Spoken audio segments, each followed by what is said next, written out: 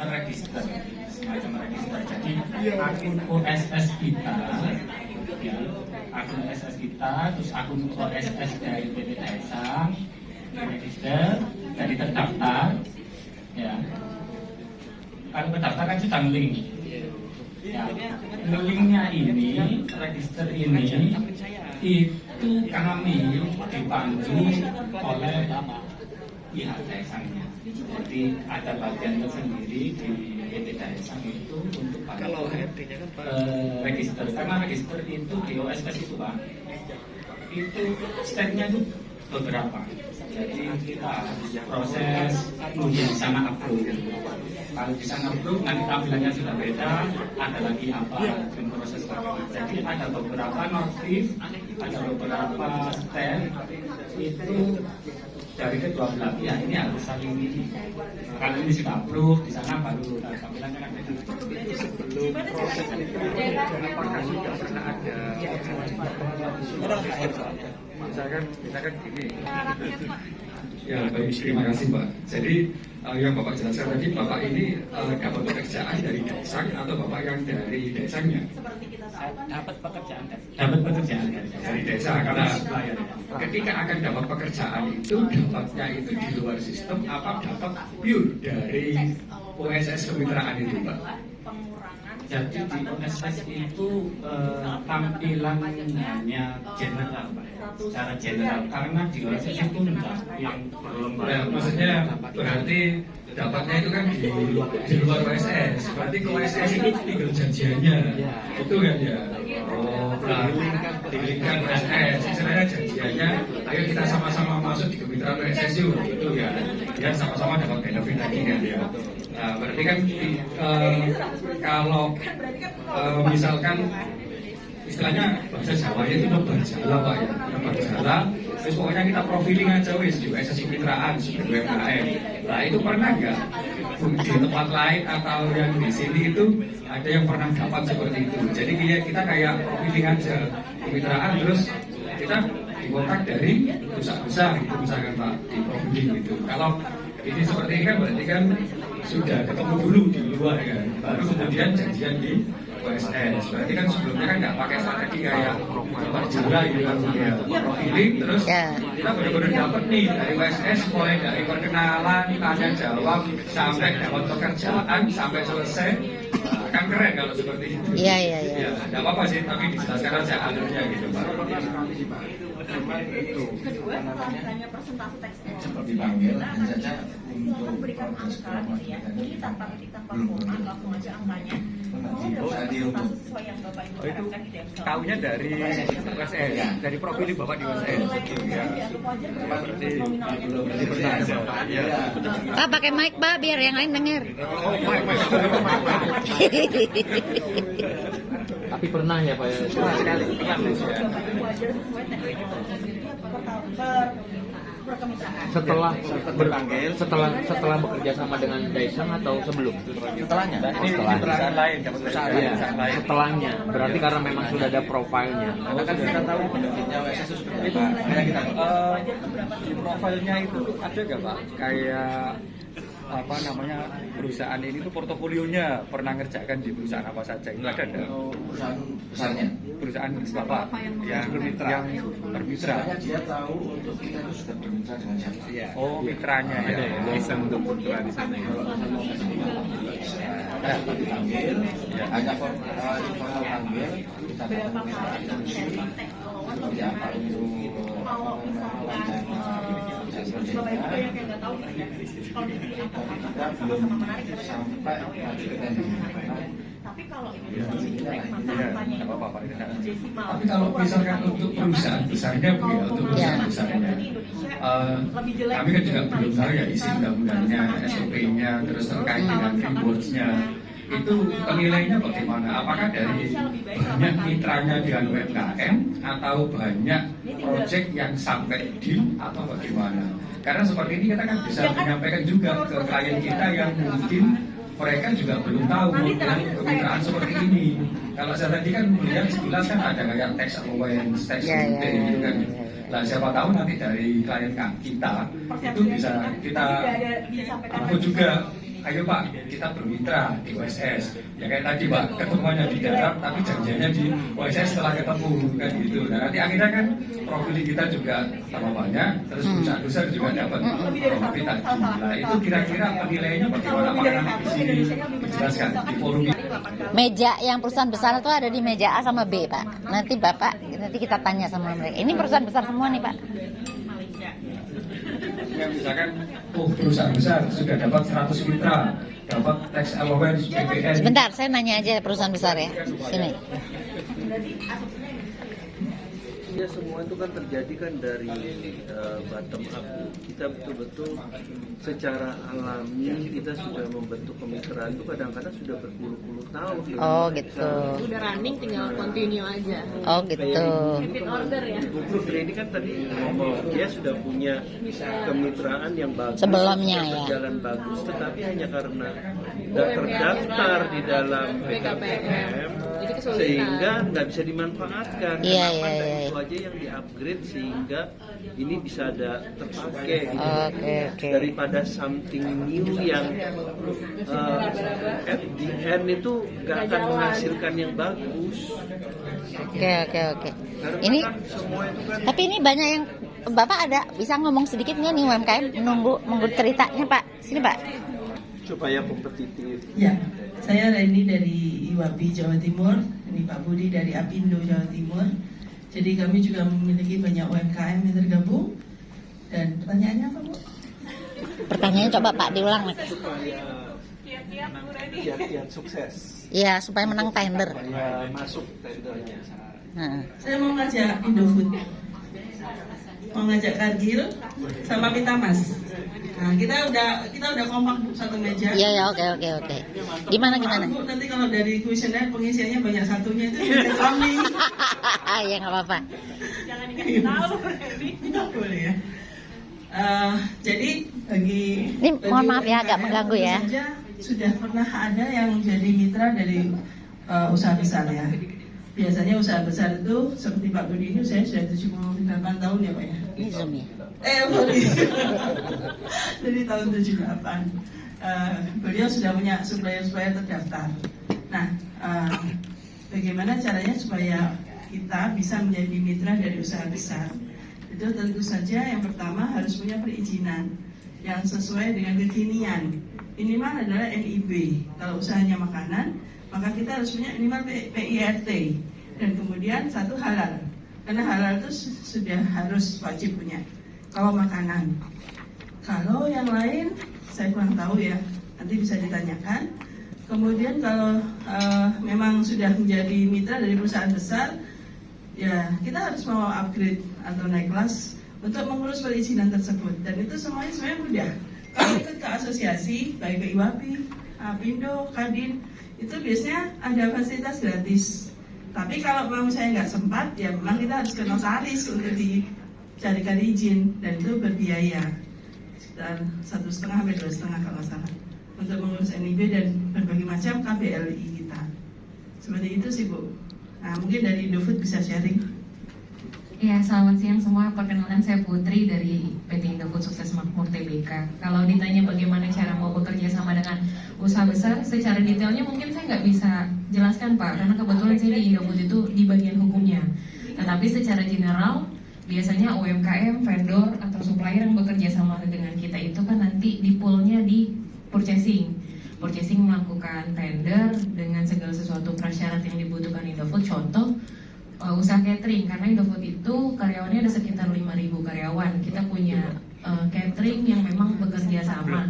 Itu memang kita harus sesuai standar dan SOP-nya dari Indofood, karena kita juga manufacturing food, industri tepung terigu. Secara food safety-nya kan memang harus diperhatikan. Jadi biasanya kalau misalkan BKP pernah tanya sama saya, Indofood itu kerjasama gak sih sama UMKM? Loh, kalau pertanyaannya seperti itu, perusahaan kita sudah lebih dari 50 tahun tidak mungkin tidak membutuhkan UMKM. Cuman yang jadi pertanyaan sekarang adalah apakah UMKM kita ini dimonitor apa enggak nih sama BKPM? Kebanyakan enggak, karena pengalaman saya kemarin, saya mengajukan master list harus dibenturkan dengan adanya tahapan harus melewati kemitraan. Mereka tanya, bekerjasama ya dengan UMKM yang bermitra dengan BKPM. saya kembalikan. UMKM saya itu gimana caranya biar bisa bermitra dengan BKPM. Nah itu mungkin yang tidak termonitor sama BKPM ya. Mungkin kalau ada dari BKPM di sini catatan saya mungkin itu. Nah kembali lagi, ketika sudah kita bekerja sama dengan UMKM ataupun vendor bisnis lain yang bekerja sama dengan Indofood, mau tidak mau ya harus ikut kita punya aturan gitu loh. Karena kan Indofood itu juga punya standar ISO yang harus disertifikasi atau harus ada auditnya setiap tahun. Jadi biasanya vendor-vendor atau UMKM itu yang seperti saya contohkan catering, ya seperti Bu Reni jelaskan juga harus punya SNI mengenai food safety, mengenai kehalalan, sertifikat halalnya, mengenai sertifikasi si perusahaan catering itu sendiri baik maupun catering ataupun bisnis-bisnis lain seperti pengadaan seragam. Seperti pengadaan seragam ataupun lain-lainnya ya kita artinya punya SOP-nya sendiri gitu sesuai ketentuan prasyarat kita. Nah tetapi kalau sekarang ini dibenturkan UMKM-nya harus bermitra dengan BKPM apa tidak, harusnya sih BKPM juga bantu UMKM-nya juga ya untuk gimana sih caranya biar masuk daftar list kemitraan gitu. Karena saya terus terang ketika harus melewati tahapan memilih UMKM, saya bingung karena kebanyakan UMKM yang saya hubungi saya bilang saya dari Indofood, perlu kemitraan dengan UMKM, punya INIB gak? INIB itu apa Bu Putri? Dari BKPM apa lagi kan nggak mungkin saya yang jelaskan gitu. Artinya mungkin sosialisasinya itu dari bawah tidak sampai juga. Maksud saya kalau memang kita perusahaan besar ini harus ikut kemitraan, kita pasti ikut karena pada faktanya kita perusahaan sudah 50 tahun lebih running, tidak mungkin tidak bekerja sama. Nah, kalau memang ada kepentingan dari BKPM harus sesuai dengan UMKM yang terdaftar di kemitraan, kembali lagi BKPM fasilitasi kita juga perusahaan besar. Untuk kita mudah gitu menjangkau ke teman-teman di UMKM nih, kan begitu. Karena memang kesulitan kita ketika kita jajaki UMKM-nya, Bu punya INIB gak? Emang kalau saya nggak punya INIB nggak bisa jualan? Nah, saya bingung jawabnya kan. Ya benar kan, karena nggak ada INIB juga selama ini kalian jualan juga gitu loh. Nah tapi kita di satu sisi dari BKPM ada prasyarat UMKM yang bermitra dengan BKPM. Nah itu kembali lagi ke teman-teman di UMKM kalau memang bisa mengakomodir keinginan dengan BKPM. Jadi kita juga perusahaan besar kebantu dengan adanya kondisi sekian. Karena memang dari kemitraan BKPM itu mempersyaratkannya agak cukup besar. Jadi kalau saya boleh sedikit ceritakan, ketika saya mengajukan master list di tahapan kemitraan, saya harus bermitra dengan nominal nilai pekerjaan 200 juta. Lalu di sistem lagi berubah 500 juta. Karena saya orang hukumnya, saya tanya dasar hukumnya apa? Nggak ada. Karena menurut mereka kesesuaiannya untuk Indofood, perusahaan besar sekian. Sekarang pertanyaannya 500 juta dengan UMKM kerja sama apa Bu? Misalkan contoh, waktu itu kita ambil catering. Kita sudah punya catering yang udah running. Seragam sudah ada yang running. Pilihannya hanya satu, UMKM, tidak boleh dijoinkan dengan yang sudah running. Artinya kan saya dipaksa untuk memenuhi kemitraan itu. Kalau tidak apa, tahapan pengajuan fasilitas saya nggak keluar. Jadi tujuan saya apa, target BKPM apa, endingnya apa, waktu saya kebuang. Dan harus nunggu melalui tahapan kemitraan. Bukan tidak mau melewati tahapan kemitraan, mau gitu loh. Artinya kan saya lewati loh, cuman ada waktu yang harus saya korbankan, ada informasi yang nggak tersampaikan dari BKPM ke perusahaan, ke UMKM, itu yang menghambat. Jadinya maksud saya BKPM juga kalau bikin tahapan, bikin segala sesuatu konsep, terakomodir dulu semuanya. Kayak contohnya kita forum di sini, isi kuesioner mengenai peraturan, saya yakin nggak semuanya mendalami peraturan ya kan? Disuruh nilai 1 sampai 10, paling isinya kalau nggak 1-2, karena nggak ngerti isi peraturannya apa. Kalau saya kebetulan karena punya kondisi pernah kesulitan dengan adanya tahapan itu, saya sudah baca peraturannya dari mulai itu keluar, karena memang saya tanya ke BKPM dasar hukumnya apa. Saya cari di situ nilai pekerjaan pakemnya berapa, kan nggak ada, boleh dilihat sama-sama nggak ada di situ. Berapa kesepakatan kita dengan UMKM, tapi saya pernah dibenturkan dengan kondisi harus 500 juta. Pilihannya master list dari fasilitas keluar apa enggak, mau nggak mau untuk mendukung juga BKPM kita lakukan. Sebetulnya semangatnya sama-sama mengiyakan keinginan BKPM ya, jadinya kan seperti itu. Karena kita juga punya kebutuhan, BKPM punya kepentingan lain, teman-teman UMKM juga mungkin kebantu. Tapi ya saya pikir untuk BKPM lebih diperhatikan lagi biar semuanya terakomodir. Jadi satu tujuannya tuh sama gitu. Jadi saya juga punya kepentingan berjalan dengan baik, BKPM punya konsep apa juga kita bisa dukung. Paling kalau dari saya begitu ya Bapak Ibu ya. Oke. Kepanjangan ya Bu? Ya, enggak. Terbantu nggak teman-teman? Banget. Oke. Mungkin ada yang mau ditanya Ya. lagi ya nih. Gitu. Ya mungkin dari rekan-rekan perusahaan lain ya. Ibu, boleh kan Ibu Boleh. kan tadi banyak itu kan Ibu menceritakan kekurangan-kekurangannya. Boleh nggak izin saya diberikan manfaatnya yang setelah Ibu? Manfaatnya dari pengalaman yang saya alami bertemu dengan kemitraan, jadinya saya akhirnya tahu BKPM itu sebetulnya punya ide-ide yang bagus juga sebetulnya untuk teman-teman usaha, mulai dari usaha besar, kecil, menengah. Artinya BKPM memang punya semangat agar semuanya merata. Karena saya ditanyakan seperti ini, loh Indofood kok investasi di Surabaya, di Jakarta, di mana mesinnya masuk, emang nggak mau kerja sama UMKM? Sebetulnya kan mereka nggak perlu tanya itu, bisa dilihat perusahaan kita jalan kan nggak mungkin nggak ada dukungan UMKM. Kita selama ini meeting yang bikin kuenya siapa kalau nggak bukan UMKM? Kita pakai seragam menjahit siapa? Gitu. Cuman yang membedakan UMKM kita mungkin tidak terinformasi oleh BKPM untuk bermitra dengan BKPM. Artinya BKPM belum menyampaikan secara menyeluruh aja. Kalau Bapak tanya lagi manfaatnya, ya saya jadi tahu ternyata UMKM itu banyak. Kita pun juga jadi punya banyak pilihan rekomendasi kalau memang di Surabaya ternyata biasanya kan kalau perusahaan besar itu satu vendor dari pusat sama semua. Dengan kondisi kayak begini kan nggak usah jauh-jauh lah di Jakarta, jahitnya di Jakarta, seragamnya dikirim ke Surabaya. Cari aja rekanan di Surabaya, kan membantu juga ya Pak. Ya mungkin masukan dari saya menyampaikan ke teman-teman di pabrik lain, gak usah pakai dari Jakarta lah. Memang kebiasaan perusahaan besar itu kan yang udah ada tinggal jalanin gitu loh. Dengan adanya BKPM berpikir untuk memajukan UMKM di setiap daerah, yang menurut saya semangatnya bagus gitu. Artinya semua lini bisnis di daerah jadi mulai bisa terjangkau. Cuman mungkin catatannya untuk BKPM lebih dicari lagi, kayak contoh kan ada Pak Budi dari Jawa Timur, Bu Reni, atau mungkin yang tingkat ke bawahnya atau ke atasnya kan semuanya punya tim yang bisa mengakomodir gitu loh. Jadi nggak perlu semua mau apa dari pusat. Jadi BKPM juga seharusnya kalaupun mau melisting bisnis usaha sebetulnya gampang. HIPMI kan se-Indonesia banyak kok. Kumpulin aja teman-temannya. Berapa bisnis yang ada Apindo, karena kayak saya juga di tepung terigu ada Apindo. Ketika kita ngumpul semuanya penguasa tepung terigu kan, nggak susah sebenarnya ngumpulin kayak gitu. Cuman kenapa ketika pada saat kita tanya listnya mana yang sesuai dengan BKPM, belum ada. Ini UMKM saya terdaftar gak? UMKM-nya malah tanya sama saya. Iya, seperti yang Bu Reni bilang, gapnya nggak ketemu gitu loh. Gitu. Mungkin kalau ada teman-teman dari HIPMI atau Kadin apa kan bisa bantu BKPM juga gitu loh. Jadi akomodirnya rata gitu Pak. Ya, dari teman-teman lain. Assalamualaikum warahmatullahi wabarakatuh. Perkenalkan, nama saya Gilang dari Cargill Group. Kebetulan saya pegang plan yang di Pandaan di Sweeteners Plan di Pasuruan. Jadi mungkin tadi sudah diborong semua oleh Bu Putri ya. Kayaknya beliau ini pemborong kayaknya. Sebetulnya. Iya. Borong sekaligus curhat gitu ya. Oke, jadi mungkin saya kembali lagi ke pertanyaan awalnya, gimana kisi-kisinya supaya menang tender. Intinya itu kalau nggak salah tadi ya Bapak Ibu ya.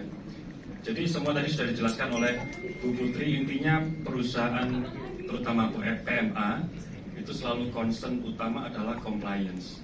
Compliance baik itu dari legalitas seperti tadi NIB, DOSS, terus kemudian SIUJK dan segala macamnya yang sama mirip seperti itu pasti harus dipenuhi di awal.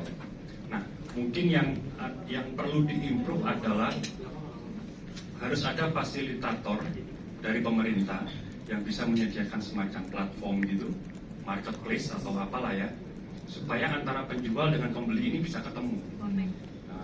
Nah di situ masing-masing bisa memberikan rating semacam apa sekarang ya, Shopee kali. Nah, ya kalau Shopee itu kan penjualnya bisa memberikan penilaian, pembelinya juga bisa memberikan penilaian. Dari situ akan memudahkan dua pihak ini untuk bertemu. Itu akan sangat memudahkan. Mungkin sekarang ada kali ya, saya nggak tahu. Ada tapi mungkin segmennya terlalu gede. Sedangkan yang UMKM ini kayaknya belum tersentuh.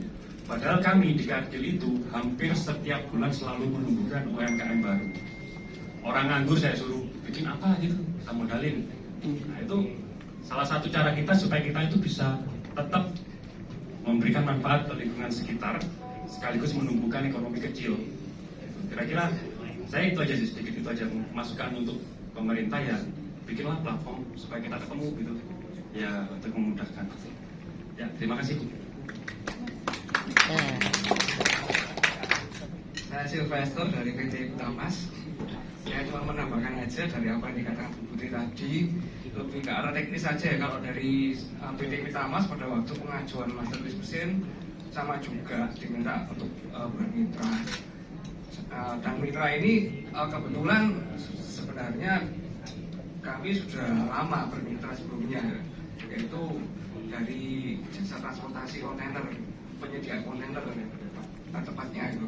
Cuman selama ini mereka memang belum connect ke BKPM.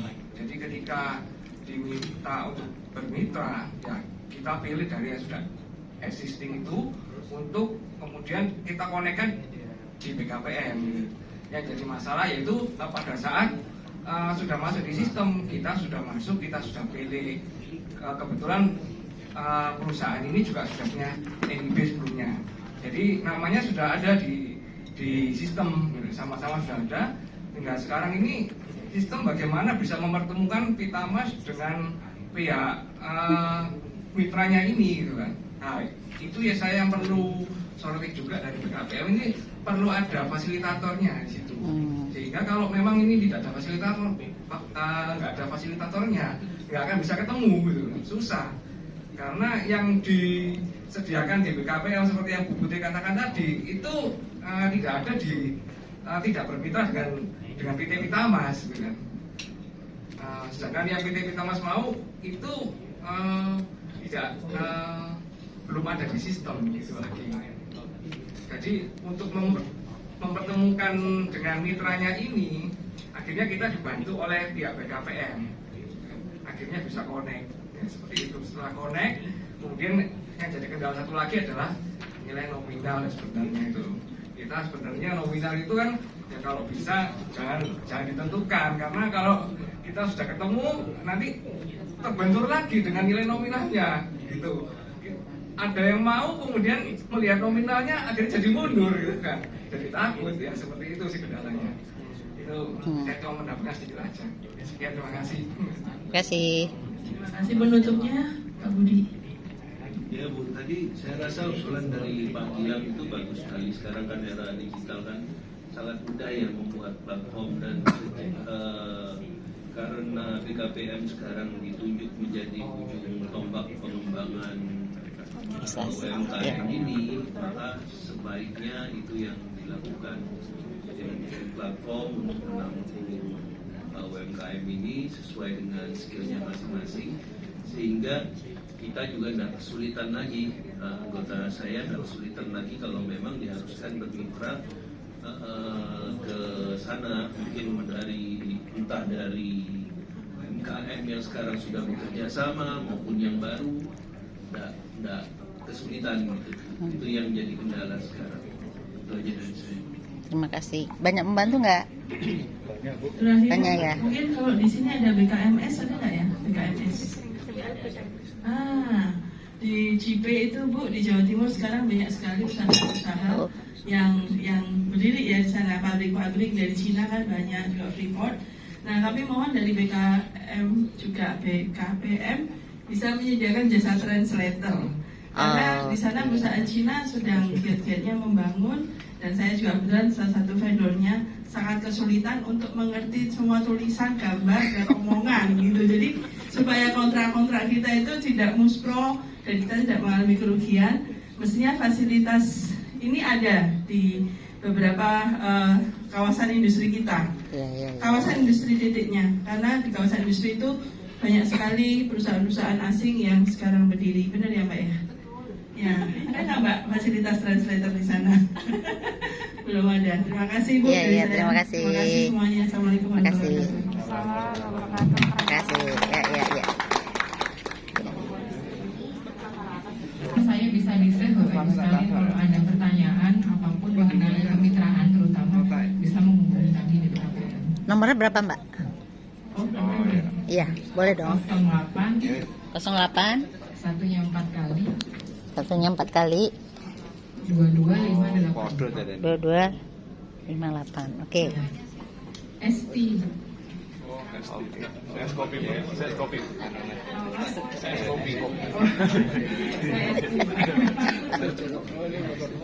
Ya, mungkin kemarin sudah banyak yang saya hubungi Bapak Ibu ya, terutama dari usaha-usaha dan UMKM.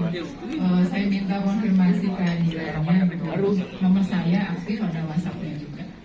Tapi mungkin kalau telepon agak jarang saya respon, jadi mungkin kalau bisa chat dulu atau di chat saja, pasti saya respon.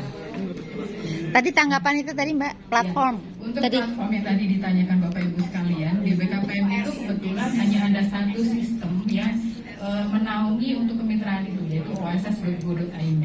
Dan di tahun 2024 ini, mungkin paling lambat akhir tahun atau mungkin Oktober nanti, itu kita sudah akan mengembangkan satu subsistem, yaitu subsistem kemitraan.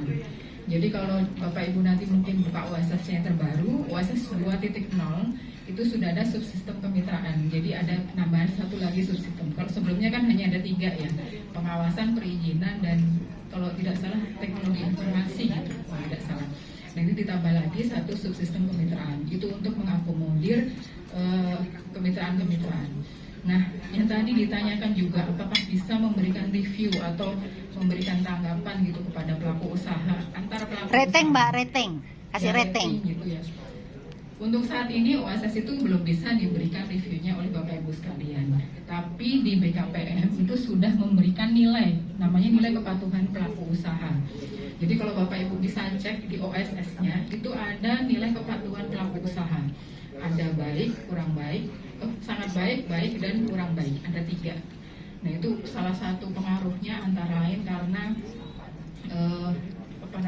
kewajiban-kewajibannya tidak dilaksanakan. Jadi kalau Bapak Ibu misalkan pernah tidak menyampaikan LKPM gitu, misalkan triwulan 1 atau triwulan 2 2024, nah itu nanti akan muncul sanksi di situ, sanksi surat peringatan pertama. Nah itu nanti akan mempengaruhi profil pelaku usahanya, akan menjadi kurang baik.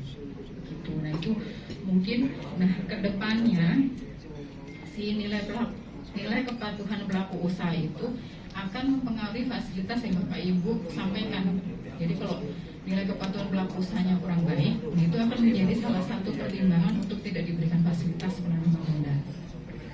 Itu jadi hati-hati sekali, terutama untuk nilai kepatuhan pelaku usaha. Kewajiban-kewajibannya itu dipenuhi semuanya, dari LKPM maupun dari perizinan-perizinan teknisnya itu harus dipenuhi. Itu ya. Jadi nanti ketika Bapak Ibu usaha besar terutama yang menggunakan fasilitas itu bisa diberikan rekomendasi untuk diberikan fasilitas dari Kementerian Investasi BKPM. Ini tadi kepatuhan itu untuk usaha besar dan kecil atau semua usaha atau bagaimana? Ya, untuk kepatuhan pelaku usaha itu sudah diberlakukan baik kepada usaha besar maupun UMKM. Oh, oke. Ya, semuanya sudah bisa dicek masing-masing di akun OSS-nya, itu sudah bisa dicek nilai kepatuhan pelaku usahanya sangat baik, baik atau kurang baik. Nah, kalau kurang baik itu harus segera diperbaiki. Perbaikinya gimana? Dengan menyampaikan kewajiban-kewajibannya. Salah satunya misalkan LKPM. Untuk usaha mikro kecil itu LKPM-nya per semester, dan usaha non UMK untuk usaha besar dan menengah itu LKPM-nya per triwulan atau 3 bulan sekali. Gitu Oke. Ini tadi yang usul puas apa tidak puas, Mas? Puas. Perihal kemitraan ya Bu ya? Enggak, platform. Oh, platform. Perlu diimprove lagi. Ya, untuk saat ini hanya di OSS itu saja sih Pak yang bisa difasilitasi atau diakomodasi oleh Kementerian Investasi. Ya, dan saat ini sedang dikembangkan Pak agar lebih baik lagi OSS. Kalau boleh tahu itu isi kemitraannya apa, sudah ada listnya UMKM? Maksudnya itu database ya Bu ya. Untuk list UMKM itu tidak bisa dicek langsung oleh usaha besarnya. Jadi biasanya hanya usaha-usaha besar yang berlokasi di tempat yang sama. Misalkan di Provinsi Jawa Timur itu bisa dicek misalkan di Surabaya dan sekitarnya. Jadi data UMKM itu tidak kita jebring gitu Bu, seluruh Indonesia. Jadi kalau ada kita buka tadi itu yang kemitraan, yang terdaftar di situ hanya usaha besar aja. Ada UMKM-nya juga. Ibu dari usaha besar atau UMKM? Saya dari IWAPI, dari asosiasi. Oh, dari IWAPI. Baik. Jadi gini Bu, prosesnya itu pertama usaha besar itu mengajukan fasilitas penanaman modal. Misalkan mereka mengajukan tax holiday gitu ya. Nah, untuk tax holiday itu kan ada dokumen-dokumen yang harus dipenuhi. Nah, setelah dokumen itu dipenuhi, setelah rapat teknis dengan fasilitas, itu masuk nanti ke permohonan kemitraan. Di permohonan kemitraan itu baru usaha besar itu bisa cek UMKM apa saja yang tersedia di OSS itu untuk bisa dimitrakan. Nah, nanti BKPM itu fungsinya adalah membidubikan, jadi mengkolaborasikan antara usaha besar dengan calon UMKM. Seperti itu. Pernah disosialisasikan ya selama ini ya? Selama ini Iya. Kalau saya jawab ya Bu, kayaknya belum, karena saya baru tahu tahapan itu ketika saya ngajuin master list. Jadi saya ajukan master list, ada tahapan itu loh, kok ada tahapan ini, baru saya tanya ke BKPM. Sebelumnya BKPM memang tidak pernah kasih tahu, misalnya contoh, oh Mbak Putri Indofood sering ngajuin master list nih, nanti akan ada tahapan ini, peraturan ini, itu enggak. Jadi saya tahu ketika saya mengajukan. In case hari itu saya tidak mengajukan, saya tidak pernah tahu BKPM minta adanya kemitraan. Dan mungkin saya juga bisa nggak tahu peraturan itu nggak ada. Ya, untuk Permen 1 2022 tentang kemitraan itu memang baru diterbitkan di tahun 2022 Bu. Dan kebetulan sekali kami di sini yang hadir di sini dari BKPM itu semuanya pindahan. Jadi dari kami baru dimutasi, ibaratnya dimutasi ke Direktorat Pemberdayaan Usaha ini per Januari 2024 lalu. Jadi sekitar baru 6 bulan kami di Direktorat ini. Jadi kalau untuk sosialisasinya sendiri saya kurang tahu apakah di Direktorat PU sebelumnya, yang maksudnya sebelum saya masuk dan Permen 1 itu terbit, apakah sudah pernah disosialisasikan, saya juga kurang tahu. Tapi di Permen 1 itu juga memang masih banyak sekali kekurangannya. Jadi belum diatur secara teknisnya, secara tegasnya, sanksinya itu memang belum ada. Jadi waktu itu memang sesuai arahan Pak Menteri Bahlil untuk menerbitkan Permen 1 2022 itu untuk memfasilitasi UMKM di daerah supaya mereka juga bisa naik kelas gitu. Jadi tidak hanya usaha besarnya saja yang mendapatkan fasilitas, tapi UMKM-nya juga. Jadi bisa diibaratkan Permen 1 itu sebenarnya belum sempurna. Jadi banyak sekali hal yang harus kita perbaiki di Permen 1 ini. Nah, di kajian ini kami dibantu oleh tim Bu Nining juga untuk bisa memperbaiki gitu istilahnya di Permen 1 itu. Secara teknisnya, secara peraturan sanksinya, bahkan sampai penghargaannya. Nanti akan diperbaiki di revisi Permen 1. Tapi memang sebelum menambahkan ya Bu, tapi memang secara penerapannya jadinya maksa. Karena pilihan saya pada saat itu saya mati Bu.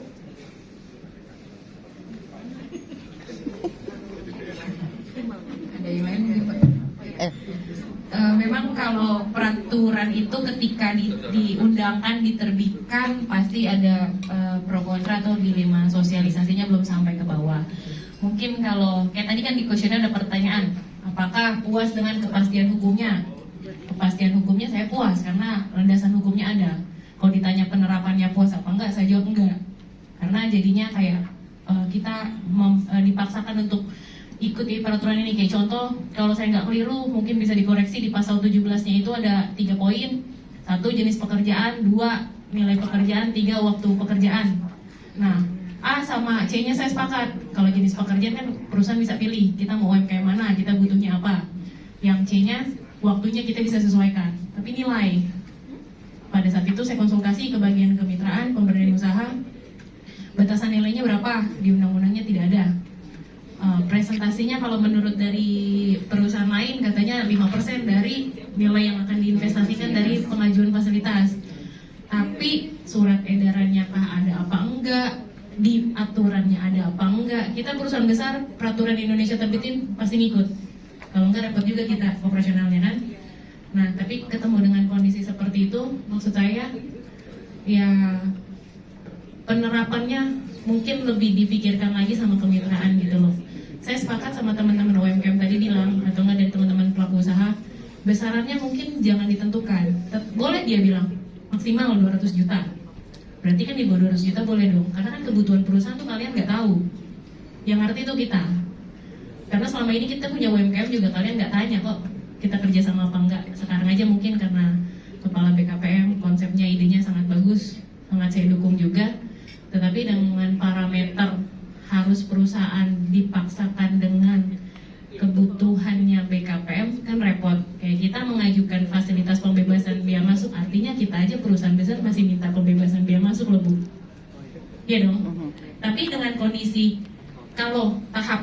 kemitraannya tidak dilewati, skep saya nggak terbit. Pilihannya pada saat itu saya korbankan 500 juta bekerja sama dengan UMKM, atau saya nggak dapat kebebasan biaya masuk. Memang bukan tugas saya yang hitung, finance-nya hitung. Oke lah Putri, kebebasannya kalau BKPM kasih kita angkanya lebih besar daripada 500 juta. Kita korbankan 500 juta. Artinya apapun yang BKPM melakukan sebetulnya kita dukung loh Bu. Kalau nggak begitu kan kita mengurus hal-hal yang harus diajukan ke BKPM kan proses juga panjang. Sometimes juga nggak sesuai kok sama estimasi waktunya gitu loh. Tapi karena memang kita ada kepentingan di situ, kita menghargai suatu instansi untuk kita berinvestasi dan kementeriannya juga sangat mendukung kita lakukan. Cuman kembali lagi, kementerian memang pasti menjalankan sesuatu ada peraturannya. Karena kayak kebetulan saya orang hukum, jadi saya tanya apa dasar hukumnya apa sih, landasan hukumnya apa gitu loh. Karena saya punya tanggung jawab menjelaskan ke manajemen saya, kita menjalankan ini udah sesuai peraturannya, safety, aman, beroperasional, perusahaan nggak keganggu, jadi insya Allah lancar semua bisnisnya. Nah kembali lagi ke tahapan kemitraan itu Bu, kalau memang harus ada, ya jangan terlalu dibatasi dengan keinginan kepentingannya BKPM. Tanyakan juga UMKM-nya kesanggupannya gimana. Karena kan dengan kondisi saya kemarin, akhirnya seperti yang Ibu Nining tadi sampaikan, targetnya berapa, realisasinya nggak ada gitu loh, atau nggak berkurang. Karena apa? Kayak contoh, akhirnya pada saat itu saya berkomitmen 500 juta nih sama UMKM ini. Ketika kita undang datang, kita kasih tahu prasyarat kita, dia nggak sanggup menyediakan makanan untuk 5.000 karyawan PT Indofood. Karena apa? Spesifikasi dia tidak sesuai. Tapi pada saat itu kondisinya UMKM yang ditelepon oleh BKPM yang mengiyakan cuma yang itu. Dan kita hanya dikasih pilihan satu, berkomitmen dengan UMKM. Dengan kondisi pada saat itu UMKM kita, catering kita memang tidak punya EDB atau apa gitu ya, atau mungkin belum mengetahui cara kemitraan. Ya mungkin untuk membantu UMKM juga, Ibu dari tim kemitraan mungkin bisa mengakomodir gimana sih cara UMKM biar bermitra juga, gimana sih biar vendor-vendor UMKM kita di perusahaan besar sudah terkoneksi. Karena kalau kayak kita perusahaan besar ditanya UMKM-nya udah bermitra belum Bu sama BKPM, kan bukan urusan kita Bu, urusan UMKM-nya. Cuman kita jadi harus notice itu, karena kita punya kepentingan lain. Kalau misalkan nanti kita harus mengajukan ke departemen-departemen atau ke bagian lain di BKPM, karena kan jadi satu kesatuan pengajuan. Begitu masukan dari saya Bu. Terima kasih. Memang kalau bisa dibilang tadi sudah saya sampaikan sebelumnya, untuk Permen 1 ini kami masih banyak sekali kekurangannya, belum sempurna. Jadi memang waktu itu diterbitkan di tahun 2022 itu, sepengetahuan saya juga, karena memang saya waktu itu belum di pemberdayaan usaha, memang belum sempurna. Jadi ketika kami masuk di Januari 2024 kemarin, Bu Ana, direktur kami itu langsung memberikan tugas, memberikan arahan untuk bisa segera mungkin menyempurnakan Permen 1 ini. Jadi keluhan baik dari usaha besar maupun UMKM itu tidak hanya 1-2 saja Bu yang masuk ke kami. Jadi memang banyak, dan itu perlu kami harus hati-hati dalam membuat kebijakan-kebijakan ini. Jadi kami pun akhirnya minta tolong dari tim UI, dari Ibu Nining untuk bisa membuat kajian. Jadi sebenarnya sejauh mana sih untuk Permen 1 ini harus kami perbaiki gitu kan. Kami di sini pun mengundang Bapak Ibu sekalian karena ingin menerima masukan, menerima pertimbangan, kemudian menerima juga saran dan kritik gitu ya. Kalau soal besaran gitu misalkan, itu juga banyak sekali usaha-usaha besar yang mengeluhkan untuk bisa besaran ini kalau bisa tidak ditentukan Bu gitu kan ya. Kami pun sedang mengolah misalkan untuk suatu fasilitas ini nilai fasilitasnya berapa, itu apakah sebanding dengan nilai besaran kemitraan yang kita wajibkan, yang kita minta, itu pun sedang kami kaji. Kemudian kami juga memperhitungkan juga dari sektornya, untuk sektor-sektor atau bidang usaha yang misalkan mereka bergerak di bidang IT gitu ya. IT itu kan bisa dibilang sebenarnya tidak terlalu banyak membutuhkan pekerjaan UMKM, karena mungkin sebenarnya seluruhnya pekerjaan UMKM itu bisa dilakukan secara bukan secara manual gitu. Jadi tidak banyak dibutuhkan pekerjaan UMKM. Padahal mereka mengajukan fasilitasnya mungkin triliunan gitu. Tapi pas kita minta besaran kemitraannya besar, mereka juga mengeluhkan, Bu kami itu sektornya IT, jadi tidak banyak yang bisa kita berikan ke UMKM pekerjaannya pun. Kalaupun ada ke UMKM itu juga tidak bisa bisa terlalu besar. Catering misalkan atau mungkin satpam itu kan juga tidak bisa terlalu besar sampai miliaran. Nah itu kami juga sedang mempertimbangkan baik dari sektornya, baik dari fasilitas yang diterimanya, apakah besaran kemitraan yang selama ini kami wajibkan kurang lebih 5% dari nilai fasilitas yang Bapak Ibu sampaikan itu merupakan nilai yang wajar, gitu sih Bapak Ibu. Jadi terima kasih untuk kehadirannya pada siang hari ini. Kami mendapatkan banyak sekali masukan. Kebetulan juga Bu Ana tidak bisa hadir, Pak Andi juga kebetulan ada acara lain. Nanti kami sampaikan, kami laporkan. Ini akan menjadi salah satu masukan ya Bu Nini. Gitu untuk tim UI dan BKPM juga. Gitu. Jadi saya juga pengen tahu dari usaha besar maupun UMKM ini pandangannya seperti apa gitu untuk kemitraan. Kita sama-sama belajar sih Bapak Ibu. Jadi saya juga baru 6 bulan di sini. Jadi saya pengen menggali, pengen mendapatkan sebanyak mungkin pandangan dari Bapak Ibu sekalian apa yang bisa kami perbaiki di revisi Permen 1 2022 nanti. Kalau dengan BKPM, Permen BKPM 1 2020 dengan Perpres 49. Nah ini mungkin sebagai masukan karena ada KEK di situ, mungkin itu bisa disinkronkan juga dengan aturan-aturan yang mengatur KEK. Gitu. Sebagai contohnya di KEK ini kita mengacunya pada BPM 40. BPM 40 itu kemudian diturunkan di PMK 237 2020 itu yang mengatur terkait dengan fasilitas baik tax holiday maupun tax allowance dan fasilitas-fasilitas lainnya.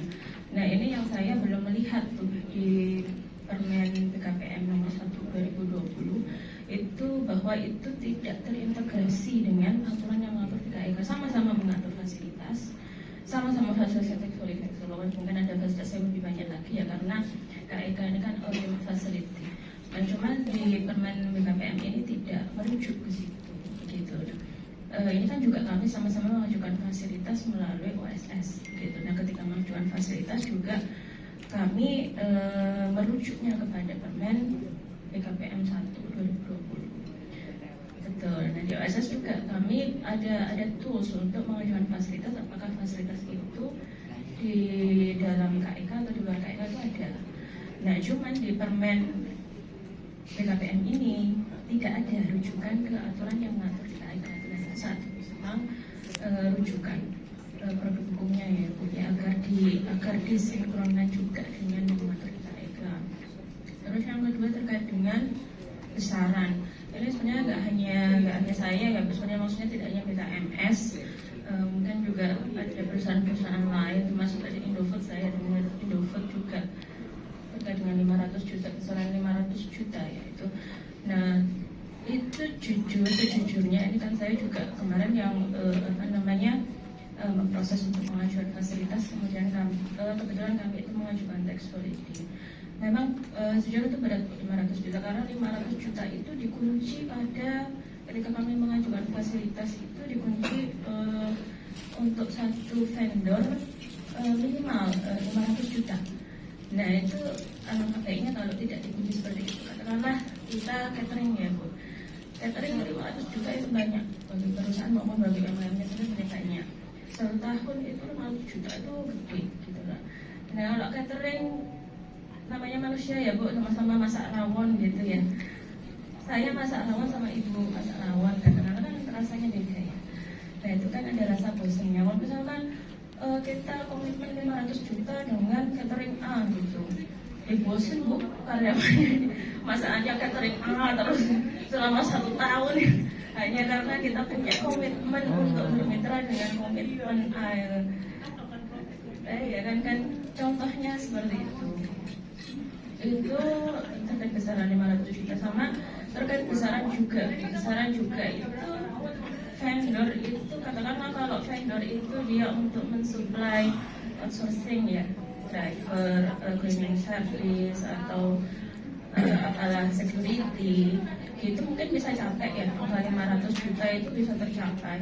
Cuma kalau misalkan kan kalau kita asasnya adalah pemerataan, itu untuk UMKM yang nilainya tidak sampai segitu yang bermitra dengan kita, misalkan kecil-kecilan aja di kantor itu butuh pengharum ruangan atau pembersih toilet, kita kerjasama dengan UMKM nggak cocok gitu 500 juta. Nah, akhirnya dia dia nggak terpantau juga bermitra dengan kita, karena dia itu bermitra, cuman nggak apa namanya nggak ada di dalam list gitu loh yang bermitra dengan kita yang dimonitor sama BKPM, padahal dia itu bermitra gitu dengan kita.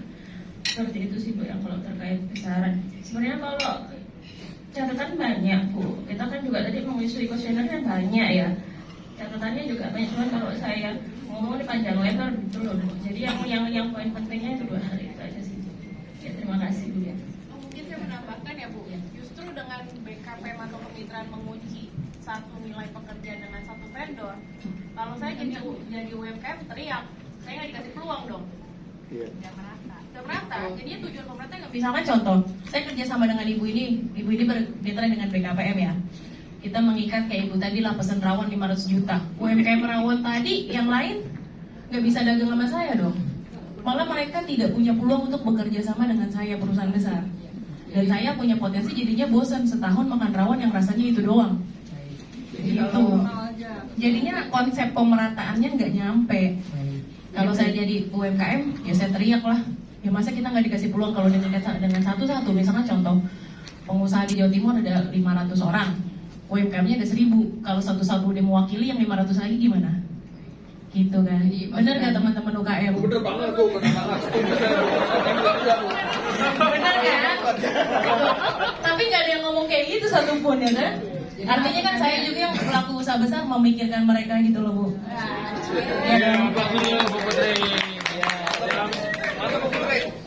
Begitu Bu masukannya mungkin. Karena kasihan juga kalau misalkan saya bekerja sama dengan satu vendor, saya harus mengorbankan vendor saya yang sudah lama kerja sama hanya untuk kepentingan saya dapat master list.